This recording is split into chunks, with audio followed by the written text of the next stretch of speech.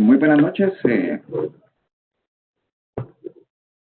Vamos a tener nuestra tercera sesión de curso de Teoría Política y Monetaria. Por ahí les dejé yo habilitado el poder acceder a un archivo presentación con audio. Espero que lo hayan recibido y que lo hayan podido chequear. Lo que muestra básicamente eso es la forma en cómo operan los instrumentos de política monetaria. Estos instrumentos de política monetaria están determinados en el artículo 43, el artículo 46 de la Ley Orgánica del Banco de Guatemala, la cual ustedes leyeron la semana pasada y ya fue objeto de evaluación en esta semana que transcurrió. Y si se dan cuenta, pues son básicamente tres instrumentos de política monetaria. Primero, el encaje bancario, y luego está las operaciones de estabilización monetaria. Ambas fueron explicadas en este cuadro, paso por paso, y lo que nos dice, pues, es cómo al final todo este instrumental que tiene un banco central para poder operar, a donde va a hacer su afectación es a la oferta monetaria. Es decir, no trata de controlarla, porque no estamos bajo un esquema de política monetaria de control de oferta monetaria, sino estamos bajo un enfoque que se denomina metas explícitas de inflación. Y lo que se busca con estas metas explícitas de inflación, pues, es poder tener un objetivo central para el Banco de Guatemala, que este objetivo central ya está establecido en el artículo 3 de la Ley Orgánica del Banco de Guatemala, que ustedes pudieron chequear en esta semana que pasó. Y ahí nos dice que el objetivo primordial del Banco de Guatemala es la estabilidad en el nivel general de precios. Entonces ahí ya se anclan las expectativas a este objetivo que fue establecido por la propia ley. Y entonces esas metas de inflación también tienen una meta objetiva. Entonces, cuando ustedes leen o leyeron la semana pasada la resolución 171-2011, pues ahí encuentran básicamente lo que en la ley está establecido también. Encuentran el objetivo fundamental del Banco Central, ya encuentran definida por parte de la Junta Monetaria las metas de inflación de las cuales el Banco de Guatemala está obligado a cumplir, siendo esas metas de inflación establecidas en esa resolución de 4% más menos 1%. En un límite superior estaríamos hablando de un 5% y en un límite inferior estaríamos hablando de un 3%. Es decir, que ese es el rango por el cual debe transitar la meta de política monetaria. ¿Calculada cómo? Pues yo les había puesto ya en su material de esta semana, ustedes lo van a poder chequear ahí. Esta es una página la página del Banco Central, y ustedes tienen señalado en su documento un cuadrito naranja. Entonces en ese cuadrito naranja usted entra a la página del Banco Central y voy a tratar de navegar aquí.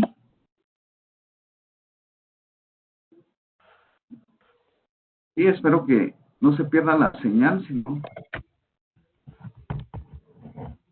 ustedes van a tener el ingreso. Yo les puse el vínculo directo hacia el ingreso de esta página del Banco Central, donde ustedes van a encontrar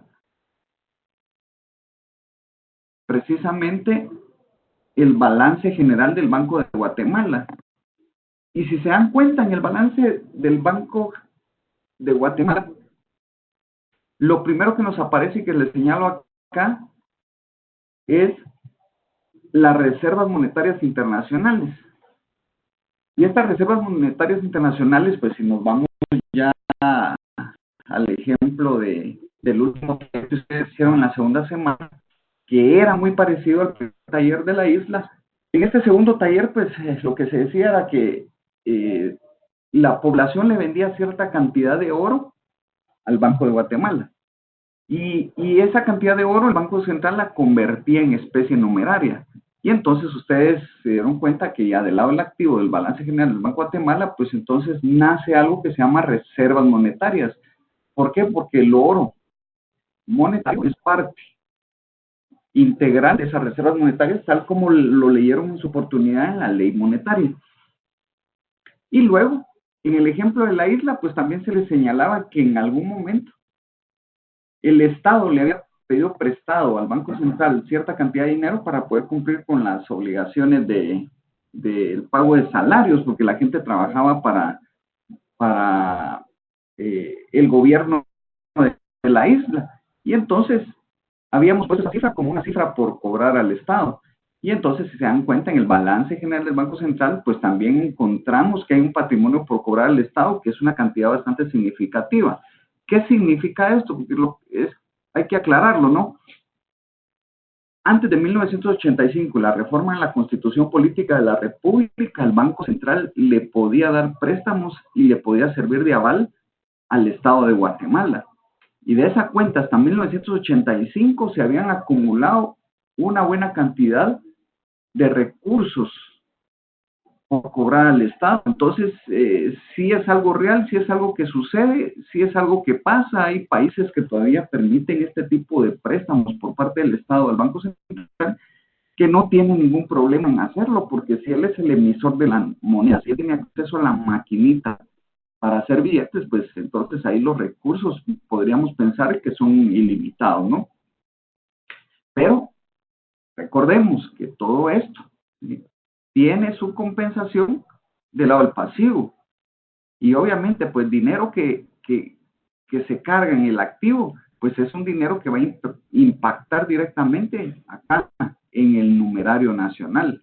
Siendo este numerario nacional todo el dinero que se echa en circulación, tal como lo vimos en la isla y en el segundo taller que ustedes pudieron hacer. Y entonces ustedes pueden ir comparando aquí las diferentes cifras, lo significativas que son del lado del pasivo. Por ejemplo, tenemos los títulos del Banco Central, que esta fue la última operación que yo les señalaba en las presentaciones que les envié. Y esos títulos del Banco Central son las operaciones de estabilización monetaria. Luego están los depósitos del gobierno general, que es una transacción, pues, donde recuerden ustedes que el gobierno puede tener cuenta en los bancos comerciales, pero tiene que transferirlos al Banco Central, porque solo puede tener cierta cantidad de recursos para poder hacer sus operaciones del giro normal o del giro rutinario para pagos operativos de las entidades del Estado. Eso es lo único que puede tener depositado en los bancos comerciales. De lo contrario, todo ese dinero tiene que estar depositado en el gobierno general y entonces al 31 de julio el gobierno tiene depositada esta cantidad en el Banco Central. Y luego están los depósitos del sector financiero, y aquí en los depósitos del sector financiero, que es otra buena cantidad, es donde se encuentran registrados los encajes monetarios y los excesos de reserva, que también se señalaban pues tanto en la isla como en la otra sociedad que creamos basada en el oro, ¿no? Y ustedes pueden ir haciendo esas comparaciones entonces. Si vemos, pues las reservas monetarias juegan un papel importante en el activo. Si esto no existiera, pues el Banco Central tuviera el respaldo de todo este numerario circulando en la economía con reservas monetarias internacionales.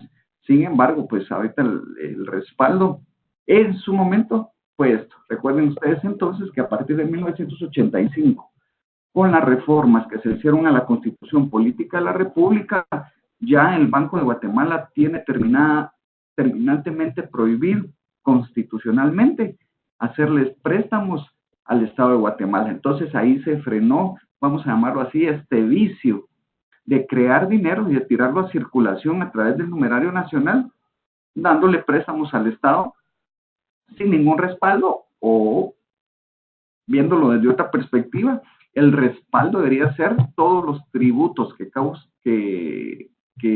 el Estado cobra y que en algún momento pues podrían servir para pagar esta deuda. Sin embargo, pues ya vemos que los estados tienen otra visión y por lo tanto también a veces no cumplen con sus obligaciones.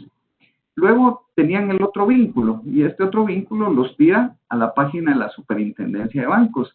Y pues aquí generan ustedes, o podían generar al 31 de julio, el balance general condensado, consolidado del sistema bancario. Y yo les dejo esos dos vínculos porque sí me gustaría que en algún momento ustedes pudieran hacer la comparación, tanto en las dos contabilidades que hicimos, o mejor dicho, que ustedes hicieron dos, y yo hice la de la isla, pero esa les sirvió de base de referencia para poder terminar y hacer la del segundo taller. Pero se van a dar cuenta ustedes que lo que construimos fue un banco y un banco central. Y lo construimos con unas operaciones tan sencillas como ese mapa mental que construimos. Y llegamos justamente a todas estas operaciones, porque del lado del activo de los bancos comerciales, lo principal pues sería la caja, que tiene 6,000 millones actualmente. Y aquí hay una cuenta que se llama Banco Central. Yo en los ejercicios le pongo cuenta encaje, pero ¿qué significa esto de Banco Central?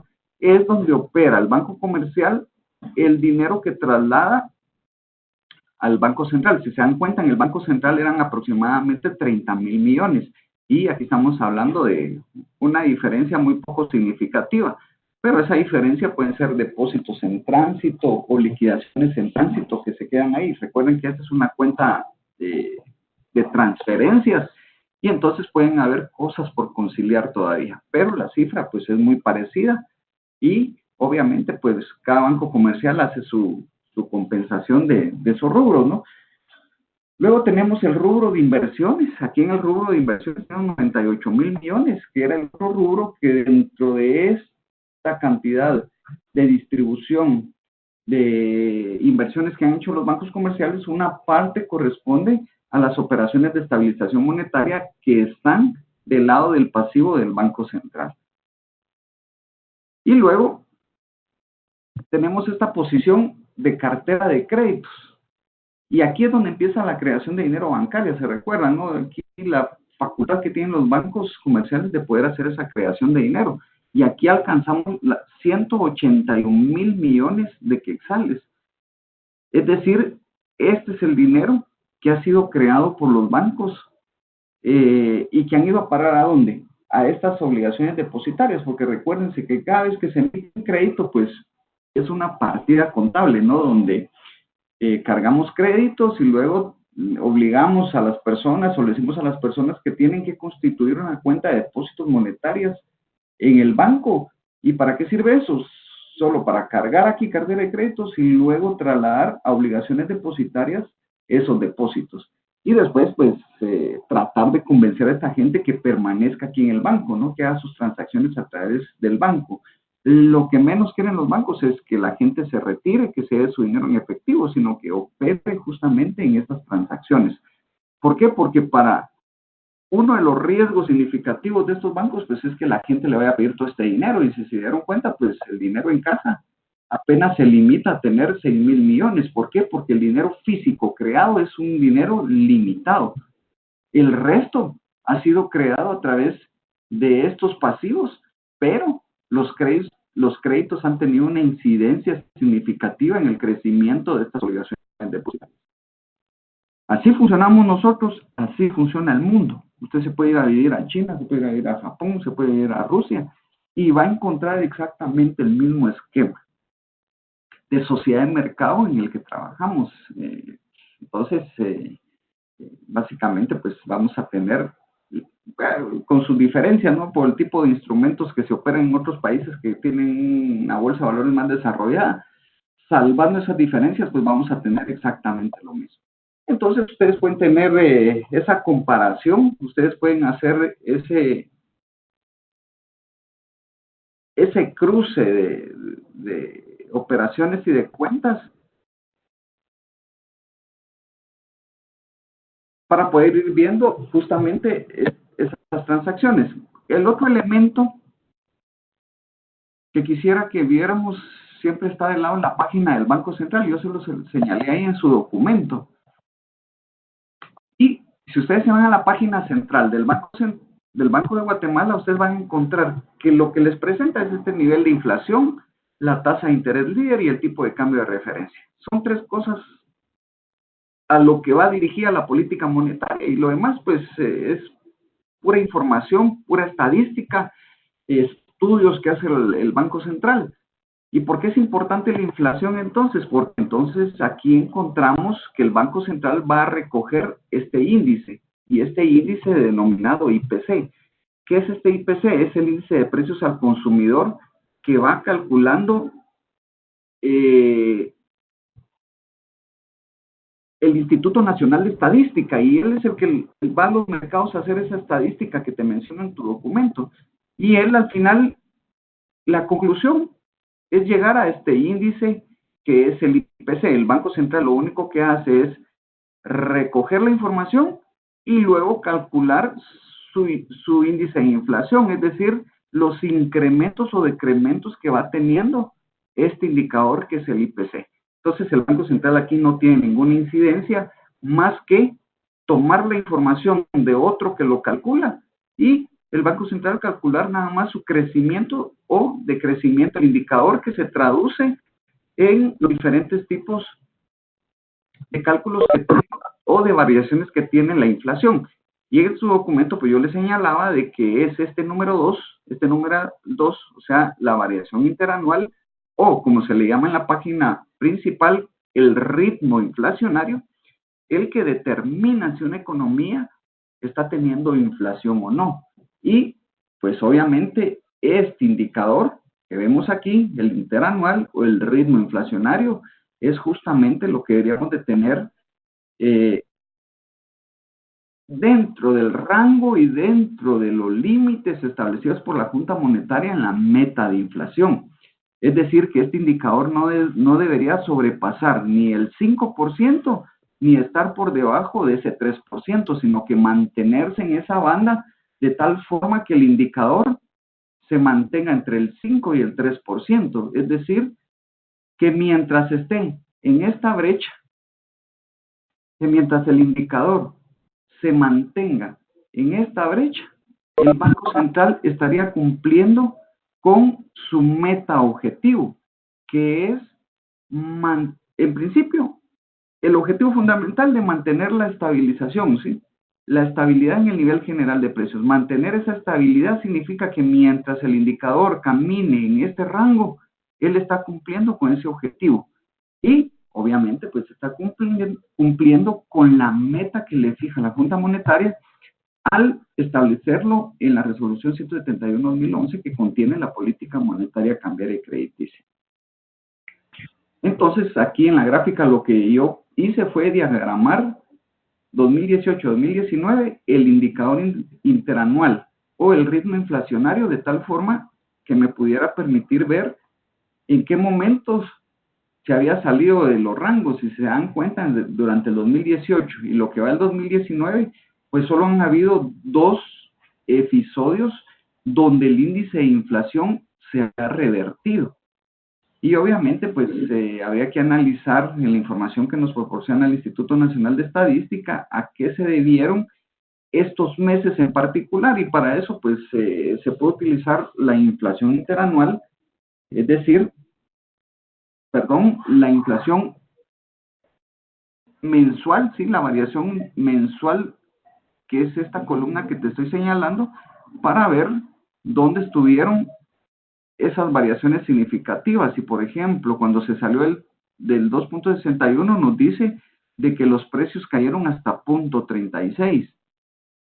Y entonces ese serían como que los análisis de coyuntura que habría que hacer con cada uno de los elementos que se ponen en esta gráfica. Pero te vuelvo a señalar, ¿sí? El ritmo inflacionario o la variación interanual es lo que marcará si el Banco Central está cumpliendo con su objetivo de política monetaria.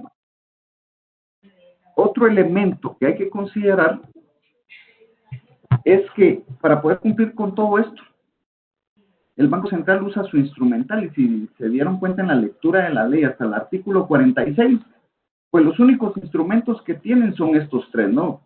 Cuenta encaje o encaje bancario, operaciones de estabilización monetaria y la compraventa de divisas.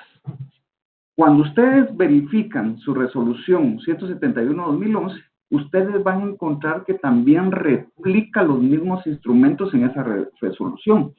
Y lo que le dice la Junta Monetaria al Banco de Guatemala es, mira, yo lo que traigo es aquí lo que dice la ley, pero te amplío la forma en cómo vas a operar estos instrumentos. Y si se dan cuenta, pues el encaje bancario pues solo es un párrafo, no cambia mucho, solo establece la tasa de encaje bancario, pero cuando habla de las operaciones de estabilización monetaria, ya empieza a explicar los mecanismos que existen, los mecanismos que hay. Y ahí les dice dos palabras interesantes, y yo les digo interesantes porque al final lo que buscan es como que fijar la postura de un banco central.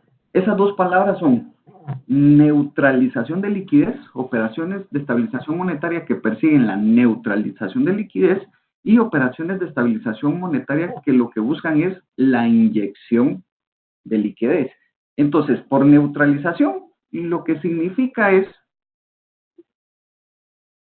que el Banco Central va a hacer todo lo posible, porque ya sea que a través de los depósitos del sector financiero, que es el encaje, y los títulos del Banco Central, que son las operaciones o los instrumentos de política monetaria que él utiliza, él logre recoger toda aquella liquidez que está en el sistema,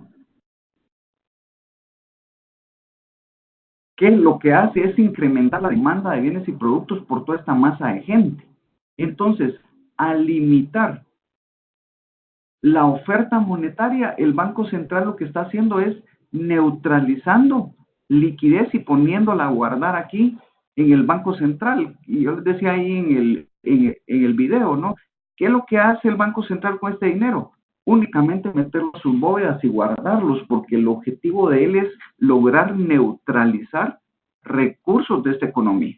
Entonces, si neutraliza a través del encaje bancario, limita la creación de los préstamos y por consiguiente, entonces, limita que las empresas, que el gobierno y que las familias tengan más recursos para la demanda de bienes y servicios.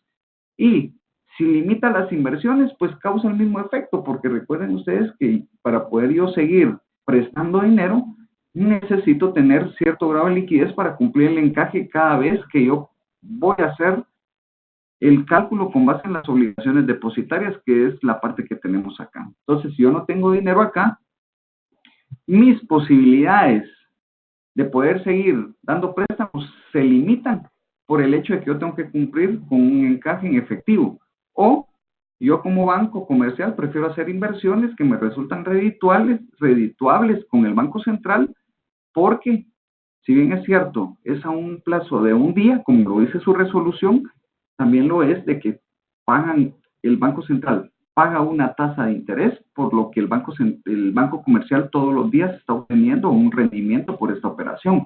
Entonces, dentro de estas dos operaciones, el encaje y las operaciones de estabilización monetaria, la más efectiva son las operaciones de inversión.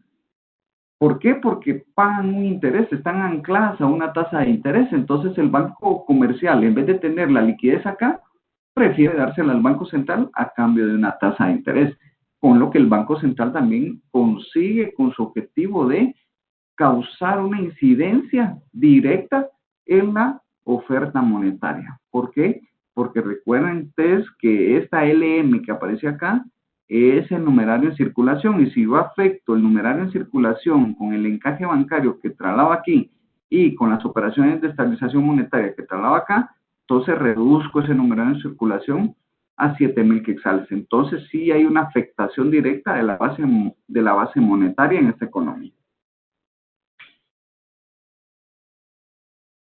Y el otro elemento que aparece en su resolución 171-2011 es esta tasa líder, ¿sí? Y esta tasa líder pues es una tasa de referencia, es una tasa de mercado, es una tasa que nos permite poder llegar a determinar la postura del Banco Central.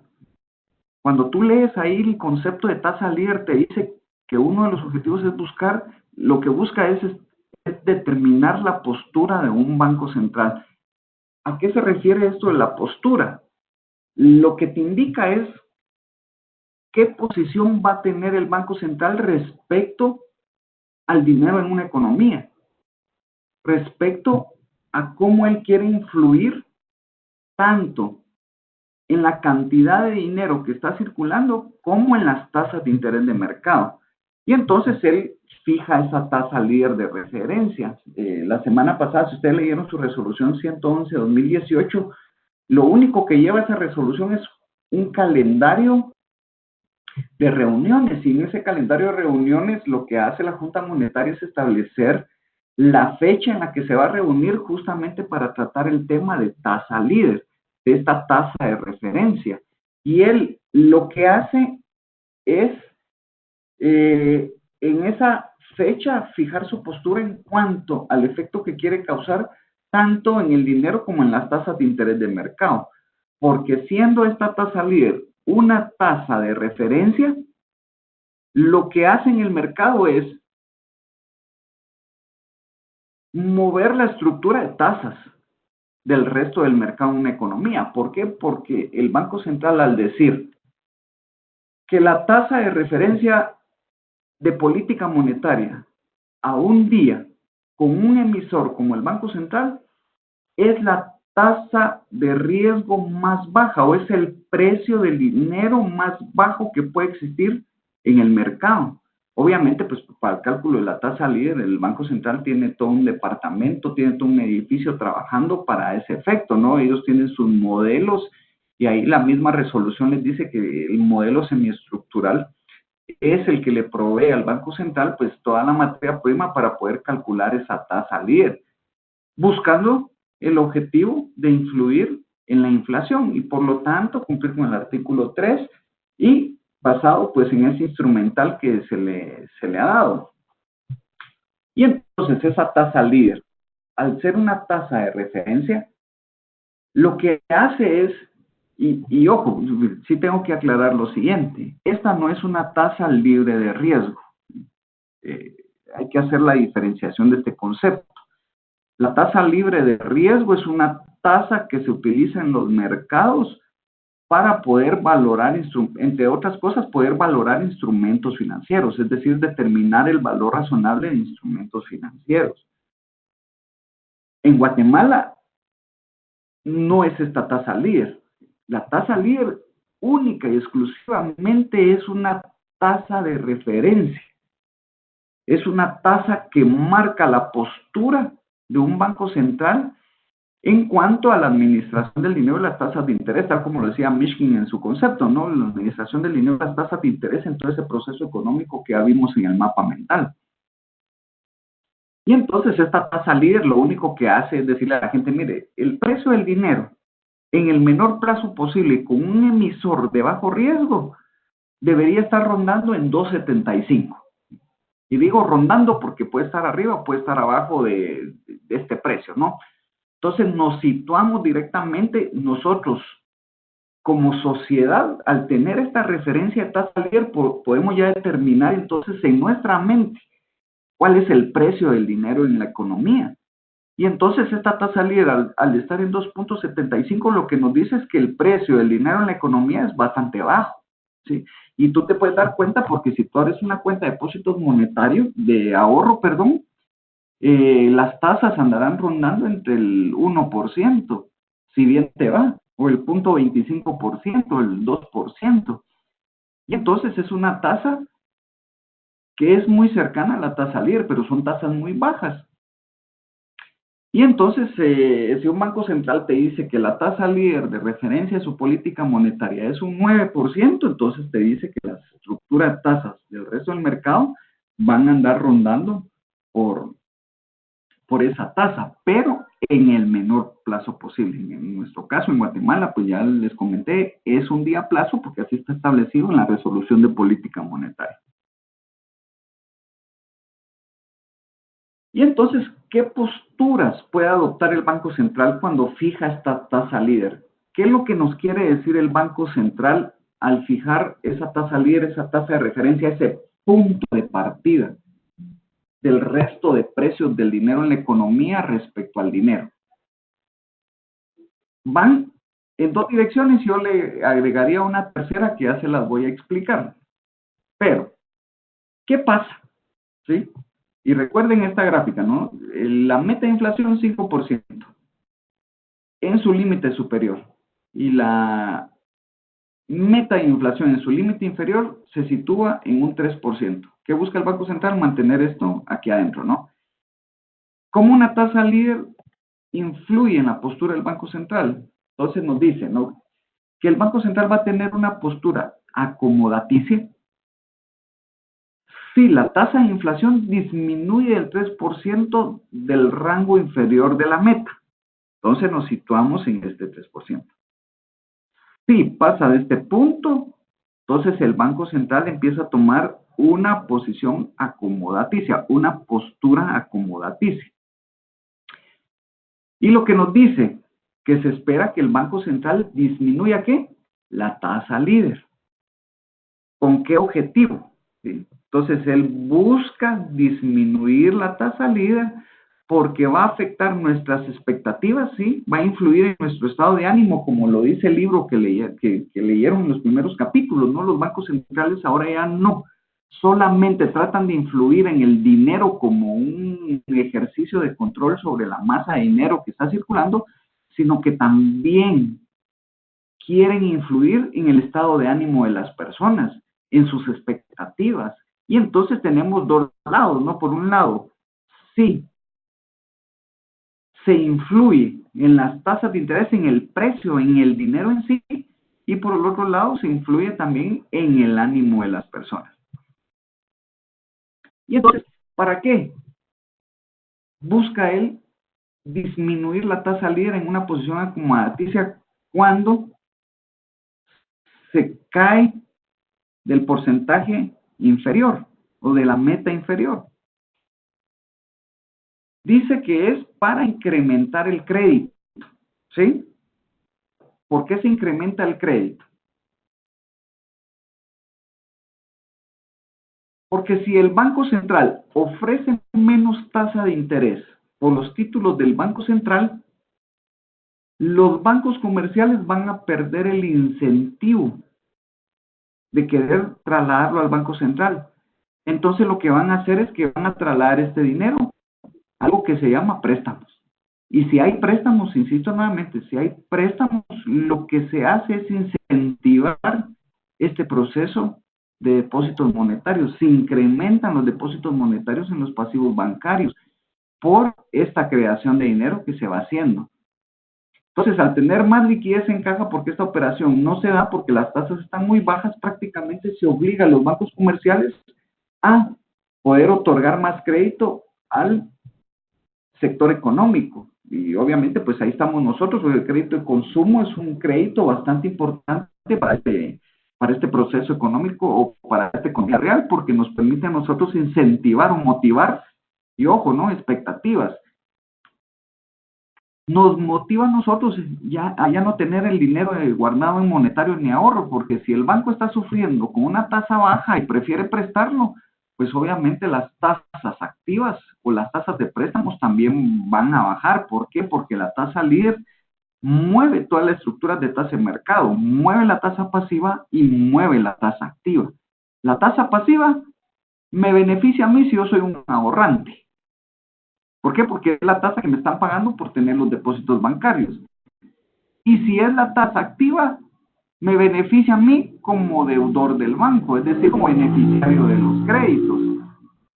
Y al ser el beneficiario de los créditos y al tener el Banco Central una postura acomodaticia, pues la tasa líder al disminuirse va a hacer que la estructura de tasas de mercado se disminuya. Entonces, tanto la tasa activa como la tasa pasiva del sistema financiero va a tener que reducirse junto con esta tasa de referencia.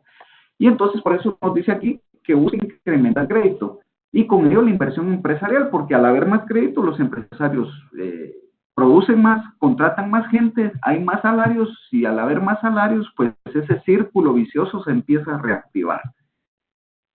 Por otro lado, incrementa el consumo de las familias, ya decíamos, ¿no? Una tasa baja a mí me desmotiva a ahorrar y yo prefiero comprar algún bien que mejor me gane mejor rentabilidad que el banco, o compro algo que me va a salir mejor comprarla ahorita que esperar a que las tasas de interés suban en el futuro y tener solo esa expectativa de crecimiento de tasa de interés. Mientras que el precio del bien que quiero comprar hoy, pues ya sabemos que va a tener un proceso inflacionario. Entonces, dentro de un año quizás sea más caro comprar el bien porque mi tasa de interés es más baja. Entonces, yo tengo que tomar la decisión de dejar mi dinero ahorrado o ir a comprar estos bienes y productos al mercado. Entonces, a una tasa baja, una postura acomodaticia al Banco Central, pues el incremento al consumo de las familias se da porque las familias prefieren gastar que tener el ahorro. Y desincentiva el ahorro por las mismas circunstancias que te acabo de mencionar. Esta postura intenta expandir ¿qué? La oferta monetaria para impulsar la economía cuando existe una desaceleración, es decir, cuando el PIB no está experimentando ningún crecimiento. Cuando el PIB se detiene o retrocede, ya estamos en una clara desaceleración de la economía y por lo tanto entonces ya el crecimiento no se está produciendo. Y entonces, ¿cómo lo motiva? ¿Cómo se motiva este crecimiento del PIB? Pues a través de este efecto que yo te marco en azul aquí con la postura acomodaticia del Banco Central y tratando de expandir lo más que se pueda la oferta monetaria, ¿sí? Y disculpa que regrese tanto, pero este cuadro nos da la clave, ¿no? Porque al expandir este dinero con tasas bajas, pues la oferta monetaria crece y las posibilidades que tenemos familias, empresas y gobiernos de gastar es más alta, ¿no? Estos producen más, estos consumen más. Y ahí es donde se da esta relación familias-empresas. Ese círculo virtuoso que se da en la economía. Entonces, esta es una postura del Banco Central cuando su meta se está saliendo. ¿Qué busca el Banco Central con esa postura acomodaticia? Regresar los precios o el IPC de la economía a este rango central, a esta meta que está establecida. Y si te das cuenta, pues aquí cuando se dio, luego el indicador, el IPC, volvió a retomar su nivel normal. Después hubo otra bajada y otra vez el indicador empezó a subir y a meterse dentro de la meta objetiva. Cuando los picos están afuera, significa que hay un proceso de deflación. Es decir, que los precios en la economía vienen bajando. Yo ya te puse ahí las formas de calcular esa deflación y los términos que se utilizan, ¿no? Entonces, esta economía aquí pudo haber entrado en un proceso deflacionario. El problema de la deflación es que si esto continúa hacia la baja, significa que los precios siguen cayendo en la economía. Y eso no nos conviene a nosotros, porque si te recuerdas en las figuritas que vistes cuando vistes el concepto de deflación, dice que los precios bajan, y qué bueno, ¿no? Pero a la par de que los precios bajan, pues también el empleo se pierde. ¿Por qué? Porque el empresario ya no puede sostener su operación con precios bajos. Es decir, uno asigna precios a los productos logrando tener una utilidad. Pero si la economía me está obligando, me está presionando a tener precios bajos o a que mis precios vayan bajando, pues obviamente entonces sí voy a tener problemas. Ojo con lo siguiente, ¿no? El hecho de que bajen los precios porque implementaste te volviste innovador, implementaste una nueva forma de producir y ese efecto se traduce en un mejor precio. Ojo que es una deflación. Sí es una disminución del precio, pero por efectos de productividad y eso es bueno y eso sí es favorable. Pero el crecimiento de tus bienes y servicios se va a seguir dando, tu utilidad se va a seguir manteniendo porque ahora por volumen quizás tengas mayores ventas en tu empresa. Pero si el proceso se da porque el IPC está marcando que una gama de productos, que es lo que marca lo generalizado, empieza a bajar, es que hay un proceso deflacionario y por lo tanto entonces el Banco Central tiene que tomar acciones para poder controlarlo. Entonces, ¿sí? La forma de hacerlo es a través de esta tasa líder, porque la tasa líder lo que va a hacer es que va a mover las estructuras de tasas de mercado, va a causar un impacto en mis expectativas y por lo tanto en mi PIB. ¿Sí? Mi PIB también se va a ver afectado y como consecuencia entonces va a haber un efecto sobre la inflación. ¿Por qué? Porque yo voy a gastar más con precios más baratos los empresarios pueden prestar más y por lo tanto entonces pueden hacer crecer la demanda, o sea, el PIB, y por lo tanto entonces hay un crecimiento automático de la inflación.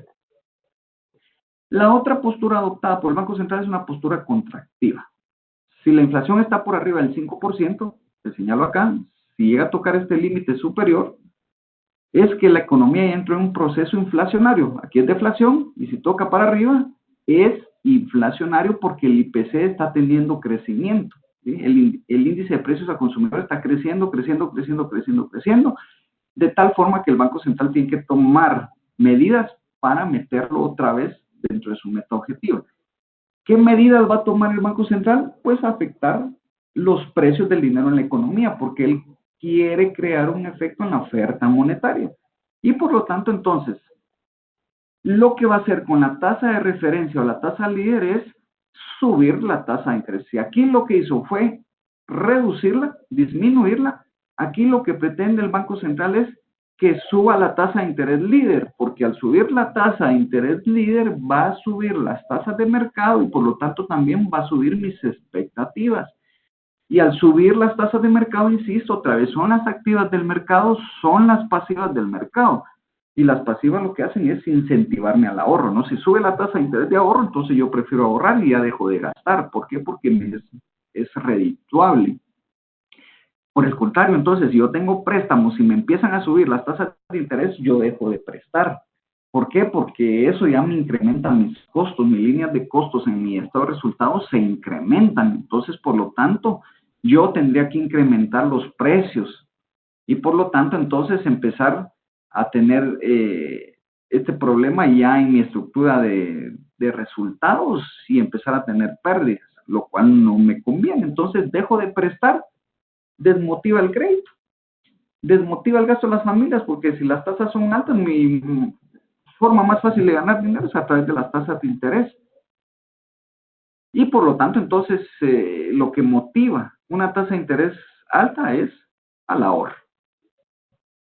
Entonces, este es el efecto que causa esta tasa líder, ¿no? Entonces, podemos concluir, podemos decir que al tener una tasa de referencia como ancla,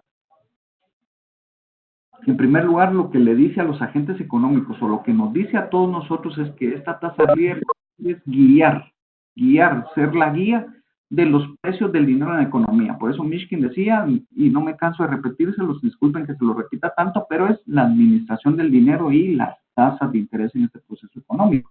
Y una forma muy efectiva de hacerlo es anclando todo eso a una tasa de referencia, a un punto de partida en la cual todos nos vamos a guiar como guatemaltecos para poder saber cuál es el precio del dinero, insisto, en el menor plazo y con un tipo de emisor como el Banco Central. Entonces, ¿cómo hace el Banco Central para poder influir en la oferta monetaria y poder influir en la demanda de bienes y servicios afectándonos a nosotros y manteniendo esto? Pues la forma es subastando certificados de depósito a plazo. Él todos los días, si ustedes leen prensas, si leen periódicos, se van a dar cuenta que constantemente todos los días aparecen estas ofertas de depósitos a plazo en quetzales del Banco Central. Y aquí él lo que está haciendo es ofreciendo estos instrumentos financieros. ¿A cambio de qué? A cambio de que toda masa de gente en la economía haga inversiones. Y entonces el Banco Central te entrega uno de esos certificados y él se queda con el dinero aquí guardadito. Entonces, insisto otra vez, al sacar dinero de circulación y mantenerlo guardado en el Banco Central, lo que hace es afectar la oferta monetaria por la LM, que es los billetes y monedas en circulación, que son un componente de la oferta monetaria, como ya lo vimos, o como lo puedes seguir repasando en las presentaciones que ya te envié. Y él ofrece de esta forma, y si te das cuenta, pues, si la tasa de referencia es 2.75, ¿sí? Porque la semana pasada se reunió la Junta Monetaria y decidió dejar la tasa de interés líder en 2.75. Mira aquí a los diferentes plazos, 2022, 2027, 2030, las tasas de interés van subiendo, ¿sí? ¿Por qué? Porque aquí hay un efecto de riesgo, ¿sí? A mayor plazo, y entonces el riesgo se va incrementando. Las operaciones de estabilización a un día, recuérdense ustedes que es también subasta de neutralización de liquidez. En un día retiró 3.000 millones de quetzales del mercado. ¿Qué tasa de interés? Entre 2.50 y 2.42. Este es el precio que se pagó ya en la calle por una operación a un día. Y con neutralización de liquidez, si se dan cuenta, plazo en días, tasa de interés 1.75. Y se retiraron 557 millones de la economía también. Y este es otro tipo de operaciones, pero solo se hacen con entidades del sector público. Entonces, no nos vamos a detener en ello. ¿Y qué pasa con los diferentes vencimientos? 2019, 2020. Estos son los precios que se determinaron en la economía y que al convertir este precio a una tasa de rendimiento, pues nos va a dar un aproximado de las tasas a las cuales salieron estos instrumentos a subasta en el mercado.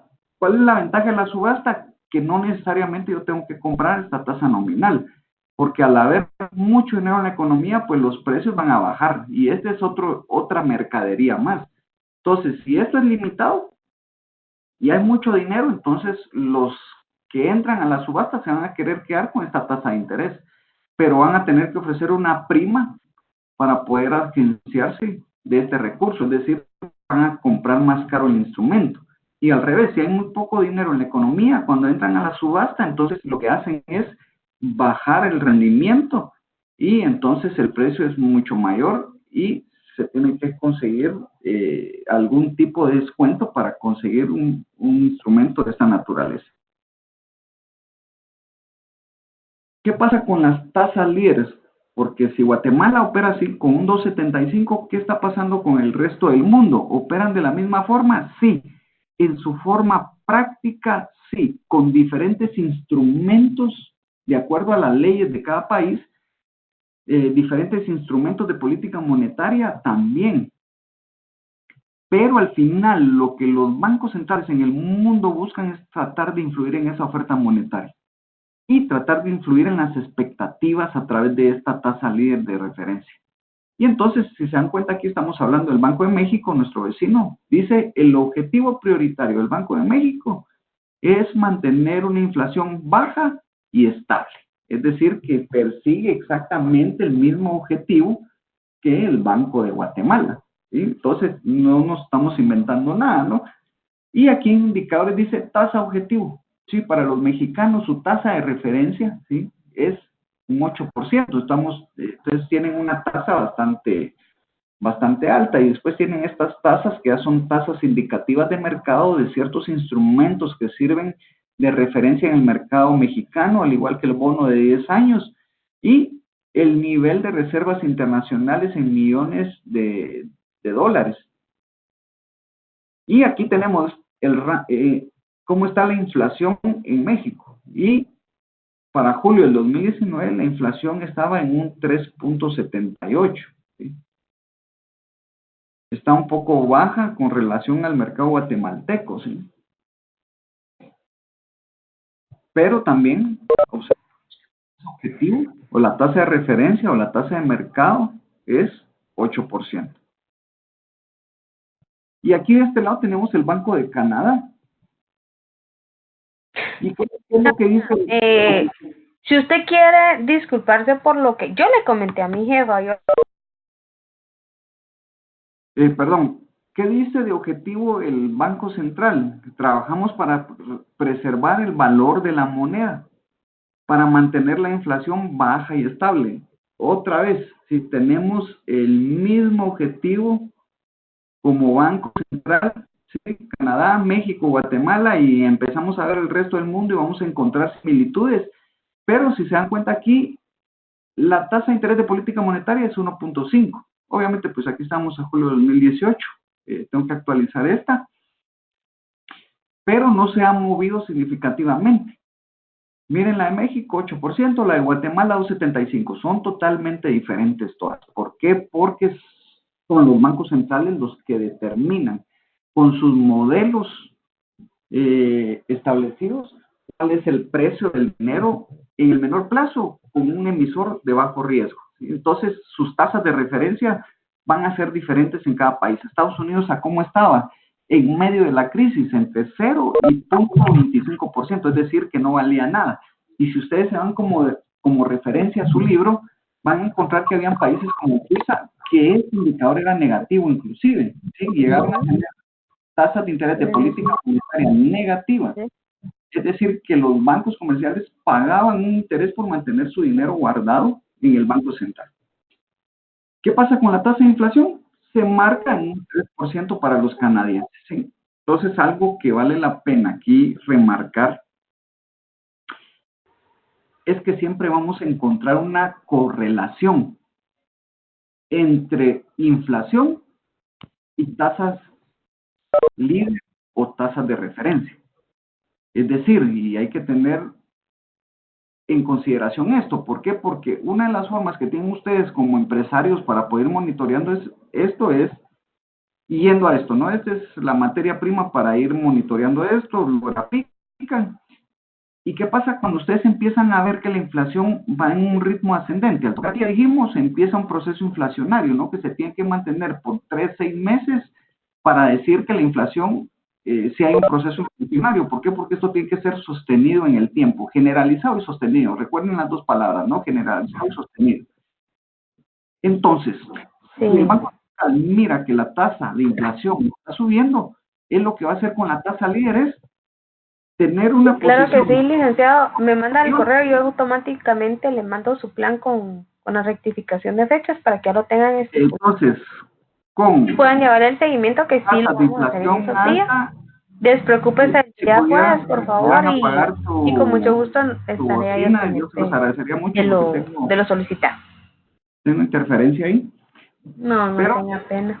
les comento que gracias a ustedes, que tenga usted también buena automáticamente la tasa líder empieza a subir también. Entonces hay una correlación directa entre tasa de crecimiento de inflación y tasa líder. Entonces ustedes a darle seguimiento, ustedes ya más o menos podrían establecer que el Banco Central, cuando empiece esto a tocar el punto, lo que va a hacer es subir la tasa la tasa líder de referencia y por lo tanto entonces ya va a empezar a mover todo este cuadro, mis expectativas y mi estructura de tasas de mercado. Es que él me hizo cambios, fíjate. Sí. Entonces yo le hablé una vez a la Santi, la tasa de referencia. Mamita linda, él me está haciendo un cambio. Entonces pedirle que te mande un correo. Hacia abajo. Y entonces estamos viviendo un proceso deflacionario, tal como lo vimos aquí, y entonces el banco va a tomar una posición acomodaticia, es decir, reduciendo ¿qué? La tasa líder de mercado. Al reducir la tasa líder de mercado, entonces nos incentiva a todos, crea un efecto en la estructura de tasas y vuelve a encarrilar el IPC a esta meta de inflación. Bueno, mis estimados, la explicación les ha servido. Yo solo quiero terminar con la definición de política monetaria desde la visión de la Reserva Federal de Estados Unidos, porque si se recuerdan, pues empezamos con una definición muy amplia, ¿sí? Que es la de Mishkin, ¿no? Administración del dinero y de las tasas de interés. Luego seguimos con la definición del Banco Central, que es seguir los lineamientos de la Junta Monetaria en su política monetaria, o sea, la resolución 171/2011, con instrumentos de política monetaria definidos ahí para influir en la oferta monetaria que persigan como objetivo que el Banco Central cumpla con su objetivo de mantener la estabilidad en el nivel general de precios a través del cumplimiento de su meta objetiva también fijada por la Junta Monetaria, que es el 4% más menos 1%, y mantener la inflación en esa brecha. Ahora, para la Fed de Estados Unidos, ¿qué es? Dice que se refiere a las acciones emprendidas por un banco central para influir en la disponibilidad y en el costo del dinero. Y cuando hablamos de disponibilidad, otra vez, oferta monetaria y precio del dinero. Y por lo tanto, entonces, en el crédito, para poder promover los objetivos económicos nacionales. La Reserva Federal controla las 3 herramientas de la política monetaria. Y ojo, porque esto es para Estados Unidos. Las operaciones de mercado abierto, muy similares a las que tenemos, algo que ellos le llaman tasa de descuento, que es un instrumento específico de ellos que se realizan con el sistema bancario, Y los requisitos de reserva. Este es un tipo de encaje que también se les pide a ellos, pero en una cuenta monetaria ellos tienen que tener reserva diaria obligatoria. Y la Junta de Gobernadores del Sistema de la Reserva Federal es responsable de la tasa de descuento, es decir, de esta, y los requisitos de reserva de este otro componente. Y el Comité Federal del Mercado Abierto es el responsable de las operaciones del primer instrumento que aquí se señala. Usando las tres herramientas, la Reserva Federal influye en ¿qué? En la demanda y la oferta de saldos que las instituciones depositarias tienen en los bancos de la Reserva Federal. Otra vez estamos hablando de oferta monetaria, así del dinero ese que se maneja por los bancos, tanto en la Fed como en el Banco Comercial. Y de esta manera altera la tasa de fondos federales.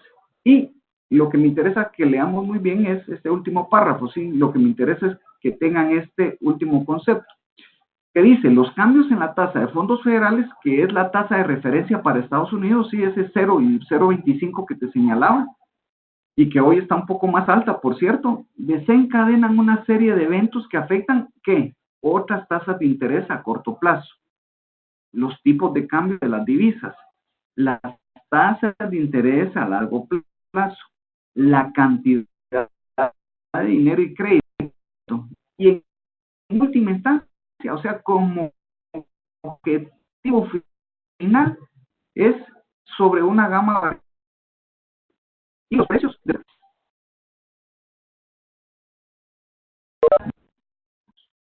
como objetivo final influir en todo esto. ¿Para qué? Para que al final poder manejar la oferta de dinero en la economía y por lo tanto mantener a este bicho metido dentro de la meta de inflación. Les agradezco mucho su tiempo, les deseo una feliz noche, tienen su material, los felicito porque los exámenes en un buen porcentaje pues han salido muy bien y los insto a que sigan con esta semana muy fuerte con la lectura que es la última, así que les deseo una feliz noche y que descansen. Lick, buenas noches. Gracias por su tiempo. No, disculpe. Sí, dígame. Lick, disculpe, solo tengo una duda con el cálculo de la oferta monetaria. Realmente no entendí el cálculo que hizo según la diapositiva. No sé si tendrá un minutito para que me explique un poco esa parte. Ya, mire, hay dos formas de calcularlo. Como les decía, cuando ustedes bajen si tienen la oportunidad de poder bajar las presentaciones que les hice con video, ahí se los explico un poco más despacio. Pero la oferta monetaria, al final de hacer todas las transacciones y de aplicar el instrumental por parte del Banco Central, al final yo me quedo como oferta monetaria, como un M1 en la economía, con estos tres componentes, que son las cuentas de depósitos monetarios. Entonces, si yo sumo los tres componentes de monetarios de todos los sectores y le agrego el numerario en circulación, entonces a mí me va a dar como resultado 272,000 quetzales, que es lo que tenemos acá. Y si yo aplico la fórmula de la oferta monetaria, que es el dinero, los billetes y monedas en circulación, que es este LM que tengo aquí, que prácticamente son estos 7,000, más los depósitos, ¿pero qué depósitos? Los depósitos monetarios en esta economía, que sería en su conjunto el M1. Si yo aplico esta fórmula, me da 272,000. Es decir, que hay dos, bueno, la forma precisa de hacerlo es a través de esta fórmula, ¿sí? Despejando esta fórmula. Y esta fórmula, al final, a lo que nos lleva es a determinar siempre una LM, la reserva bancaria y la totalidad de depósitos, que son los componentes de la fórmula. Entonces, yo lo único que hice aquí, cuando vean las diapositivas, se van a dar cuenta es formular estos elementos de tal forma que la oferta monetaria se calcule, ya sea por fórmula o ustedes aquí en esta pequeña economía a través de la suma de estos componentes. Obviamente, pues en la vida real esto es complicado. Si usted agarra el balance del Banco Central y el de los bancos privados en esos links que les puse, pues va a tener esta información, pero es un poco más complejo, más elaborado llegar a esa tasa. Entonces sí, yo les recomendaría que bajen esa presentación para poder ver cómo llegamos a determinar este cálculo final como oferta monetaria. Cualquier duda, pues ahí estamos en el mecanismo de consulta y pues si no, pues si es necesario yo subo otro video para poder explicarlo de una forma más general o más específica, mejor dicho. Así que les deseo feliz noche, que la pasen muy bien y ahí estudian bastante. Hasta luego. Gracias.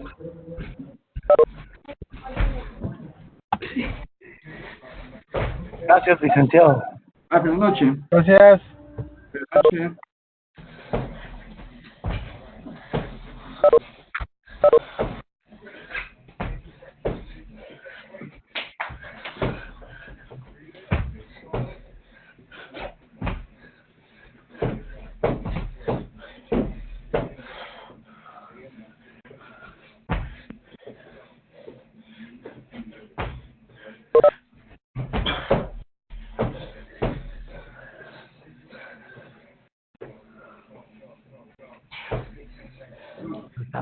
Ven, vaya, pues, ven.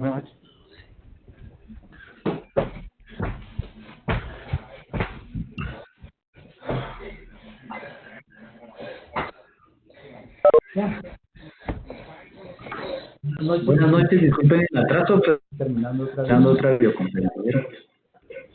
Solo les rogamos que cierren sus micrófonos para que no vaya a afectar esto la videoconferencia.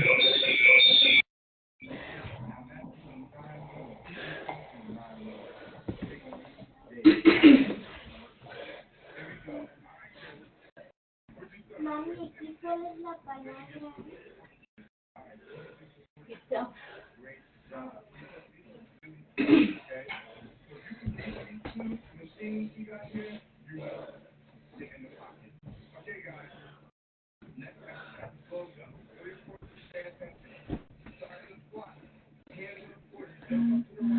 Vale, si creo que empiezo acá, toca y me va siguiendo. Estoy atrás.